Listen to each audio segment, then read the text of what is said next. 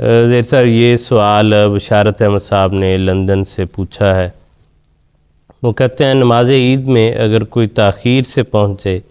تو رہ جانے والی رکعات کے بارے میں کیا حکم ہے؟ بسم اللہ الرحمن الرحیم. حضور صلی اللہ علیہ وسلم کی نمازوں کے متعلق یہ بڑی واضح ہدایت ہے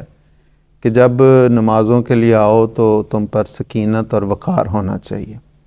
اور بھاگتے ہوئے سانس چڑھا ہوا ہے اس طرح نہیں آنا چاہیے، بلکہ فرمایا کہ اگر دیکھو بھی کہ نماز کھڑی ہو گئی ہے تو آرام سے آؤ، اور فرمایا ما ادرکتم فصلوا وما فاتکم فاتموا، کہ جتنی نماز کا حصہ تمہیں مل جائے امام کے ساتھ اسے ادا کر لو، اور جو امام کے ساتھ ملنے سے رہ جائے اسے بعد میں پورا کر لو.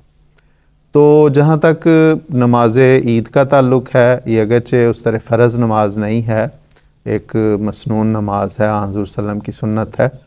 تو اس میں بھی اسی طرح کہ جو حصہ انسان کو مل جائے وہ امام کے ساتھ ادا کر لے،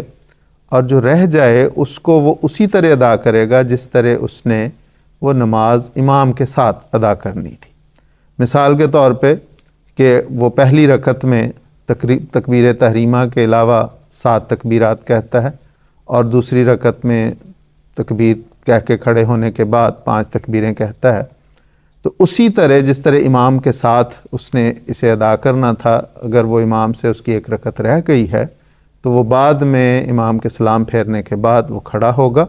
اور پھر وہ 7 تکبیرات کہے گا، جس میں وہ 7 تکبیرات میں رفع یدین بھی کرے گا، یعنی ہاتھ اٹھا کے کانوں تک لے کے جائے گا، اور پھر وہ اسی طرح جس طرح اس نے امام کی ابتدا میں خاموشی سے تلاوت کرنی تھی، سورۃ فاتحہ پڑھنی تھی اور ضم سورت کرنی تھی، اسی طرح وہ کر کے خاموشی سے پھر رکوع کر کے 2 سجدے کر کے تو وہ تشہد بیٹھ کے سلام پھیر دے گا. تو یہی طریق ہے اس کا. جی ٹھیک، جزاک اللہ خان صاحب.